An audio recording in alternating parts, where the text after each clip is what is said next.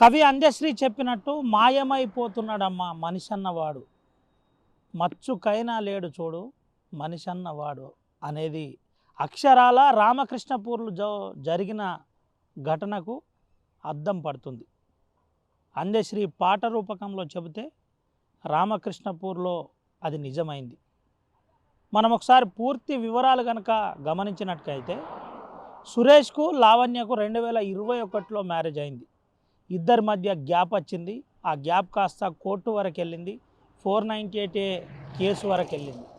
అయితే సురేష్ తల్లిదండ్రులు ఇటు లావణ్య తల్లిదండ్రులు పెళ్ళికి ముందు మంచిగానే ఉన్నారు, కలిసిపోయారు. 50 లక్షల కట్నంతో పాటు 30 తులాల బంగారంతో ముందుకు నడిచిన పెళ్ళి కాస్త కోర్టు వరకు వెళ్ళింది, కేసు వరకు వెళ్ళింది. అనంతరం సీన్ కట్ చేస్తే 2025 16వ తేదీ ఈ నెల యాక్సిడెంట్ జరిగింది. అది పెద్దపల్లి జిల్లాలో యాక్సిడెంట్ అనంతరం తండ్రి సత్యం అక్కడికక్కడే చనిపోగా ఇటు లావణ్య సీరియస్గా ఉండి హైదరాబాద్లో ట్రీట్మెంట్ పొందింది. ట్రీట్మెంట్ అనంతరం 24వ తేదీ లావణ్య కూడా తుదిశ్వాస విడిచిన పరిస్థితి. ఇక్కడే స్టార్ట్ అయింది అసలు కథ. తల్లి ఏం చెబుతుంది ఒకసారి చూద్దాం. తల్లి ఏం మాట్లాడుతుంది, అదేవిధంగా భర్త సురేష్ ఎందుకు కనబడకుండా పారిపోయాడు, ఎక్కడికి పోయాడు, భార్య చనిపోయిందని చెప్పిన తర్వాత కూడా ఎందుకు కనీసం భర్త కడసారి చూసుకోలేకపోయాడు. అసలు ఏం జరిగిందో ఈ స్టోరీలో చూద్దాం. అదేనమ్మా, మనం ఒరిజినల్గా వాళ్ళకి ఇచ్చిన అమౌంట్ ఎంత చెప్తాను కదా. అది 50 లక్షలు ప్లస్ 30 తులాల బంగారం కాదురా. ఇప్పుడు 25 లక్షలు అప్పుడు బుద్ధి పేరు ఫిక్స్ చేసిందో కదా, మన మహిళా పోలీసులు మాట్లాడేటప్పుడు అది 11 అప్పుడు 11 లక్షలు మీరు అందరు సంతకాలు పెట్టి పంపించారు. నాకు 11 లక్షల కట్నం ఇవ్వాలని బాండ్ పేపర్ మీద రాసిండా. అవి 11 లక్షలు ఫిక్స్ చేసింది మీరు బుద్ధి పేరు.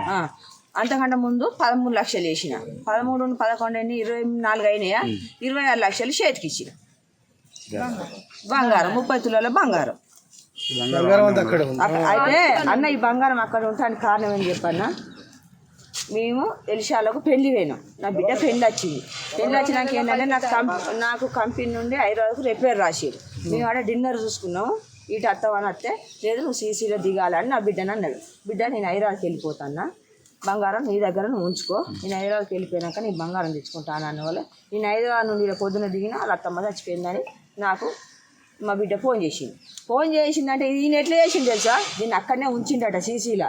ఇక్కడికి వెళ్ళొచ్చిండు చెల్లె బావ అయ్యా వీళ్ళందరూ దాన్ని పిలిపిపోవాలని డిస్కషన్ చేసుకున్నాక ఏమైంది, దీన్ని అక్కడ కూర్చుండే పెట్టిండట. మేము వాషింగ్ మిషన్ ఫ్రిడ్జ్ ఒప్పుకోకుండా పెట్టినాం. ఇవన్నీ మీ అమ్మోళ్ళు కొన్నారు అని పెట్టిర్రని మా చుట్టాలకు చెప్పకు అని తల్లి ఇక్కడ చచ్చిపోయినా కూడా అక్కడ క్లాస్ వీకిండట కూర్చుండే పెట్టి. పీకినాక దీన్ని అక్కడనే వదిలిపెట్టిండు. ఇక్కడికి వచ్చిండు. ఇలా నిర్ణయం చేసుకొని దాన్ని రమ్మని ఫోన్ చేసిండట. ఫోన్ చేసినా మా దగ్గర ₹1 లేదు, నేను ఎట్లా రావాలి, ఏ రకంగా రావాలంటే పక్కలను 100 రూపాయలు అడుకొని వచ్చిందట. అక్కడికి అటు డైరెక్ట్ వచ్చినాక నాకు ఆయన అడిగి ఫోన్ చేసిందట. మరి మా అమ్మలోకి చెప్పన్నా, మా అమ్మకి ఇట్లా హాస్పిటల్కి వెళ్ళి అన్నానంటే చెప్పమన్నాడు. చెప్పింది. ఈయన డ్యూటీ పోయి ఈయన వచ్చిండు. నేను హాస్పిటల్కి పోయిందని నన్ను పిలిచి నేను డ్యూటీకి వెళ్ళిండా, మేము ఇడికి వచ్చినాం. ఇది జరిగింది. బంగారం చీచీలు ఉన్నది. ఉంటే ఏం చేసిండు, పోయిన సంవత్సరం ఉగాది పండుగ ఉన్నదా, ఉగాది పండుగ రోజు వేరే వాళ్ళు కొట్టి చనిపోయిన డెడ్ బాడీని తీసుకొచ్చి హస్బెండ్ ఇంటికాడ వేస్తారని సమాచారంతో మేము ఆ లాండ్ ఆర్డర్ ఇష్యూ ఉండకుండా మేము దాన్ని ఏదైతే డెడ్ బాడీ ఉందో ఆ డెడ్ బాడీని మేము ఆపి వాళ్ళకి చెప్పడం జరిగింది.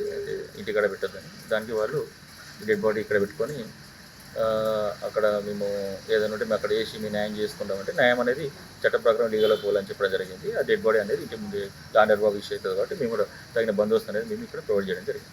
ఇప్పుడు ఇరు వర్గాల మధ్య ఒకవేళ కాలేదనుకోండి సమస్య, వాళ్ళు ఏదో డబ్బులు ఇష్యూ లీగల్గా మేము ప్రొటెస్ట్ అంటే లీగల్గా ఎట్లుంటే అట్లా యాక్షన్ తీసుకోమని చెప్తాం వాళ్ళకి. అంతే తప్ప డెడ్ బాడీ ఎట్టి పరిస్థితుల్లో డెడ్ బాడీ తీసుకుపోయి ఒక కాడ వేస్తాము మేము ఆ దౌర్జన్యం చేస్తే అంటే మాత్రం చట్ట ప్రకారం ఒప్పుకోము. మేము కూడా దానికి ఎంతవరకు మేము వాళ్ళకు ఎంతవరకు అయితే ఉందో చట్ట ప్రకారం ఉందో అంతవరకు ప్రొసీడ్ కమ్మని చెప్తాం. అంతే తప్ప మేము కూడా అట్లాంటి అవకాశం ఇవ్వకూడదని చెప్పి మేము ప్రాపర్గా మేము కూడా బందోబస్తు అనేది మార్నింగ్ నుంచి ఇప్పటికే దాదాపు మధ్యాహ్నం అయిపోయింది. ఇంకా సీరియస్ చెప్పేది వాళ్ళు చర్చలు ఏదో వాళ్ళు మాట్లాడుకుంటా ఉన్నారు. ఆ మాట్లాడుకున్న చర్చలు అనేది అది డిపెండింగ్ ఆన్ దేమ్ వాళ్ళ ఇష్టం.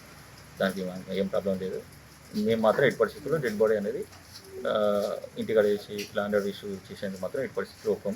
దానికి అనుగుణంగా మా యొక్క సూపీరియర్ ఆఫీసర్స్ యొక్క ఇన్స్ట్రక్షన్స్ పాటిస్తూ మేము దాన్ని అంటే ఎవరికి ఎటువంటి ఇబ్బంది లేకుండా వాళ్ళు కూడా కౌన్సిలింగ్ చేసి వాళ్ళు కూడా చెప్పే తిరిగి కూడా మీకు చెప్పడం జరుగుతుంది. ఏదైనా ఉంటే లీగల్గా చూసుకోండి, అంతే తప్ప అట్లాంటివి చేయొద్దని కూడా వాళ్ళకు చెప్పి సంబంధించి మీకు చేసాను చెప్పి.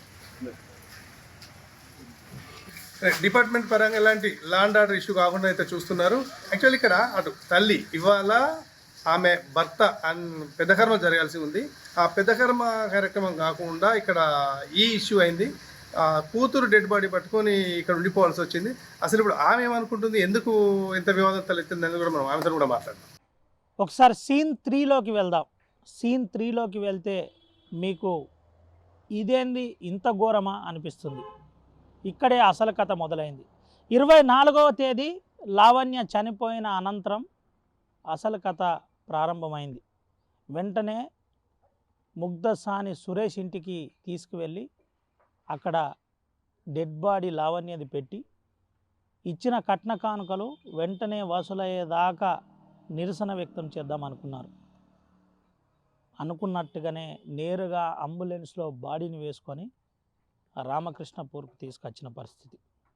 విషయం తెలుసుకున్న పోలీసులు వెంటనే రంగప్రవేశం చేశారు. బాడీని ఏరియా ఆసుపత్రి దగ్గర 2 రోజులు ఉంచిన పరిస్థితి. అనంతరం పెద్దల మధ్య పంచాయతీ మొదలైంది. లీగల్గా చేయడానికి కూడా పోలీసుల దగ్గర ఏం లేకపోయింది. అప్పటికే కేసు నమోదు, కోర్టు 498A మెయింటెనెన్స్ కేసు కూడా నడుస్తుంది. కాబట్టి పోలీసు వాళ్ళు ఏం చేయాలో కూడా అర్థం కాలేని పరిస్థితి. ఈ విధంగా మొదలైన పంచాయతీ వరుసగా 3 రోజులు నడిచింది.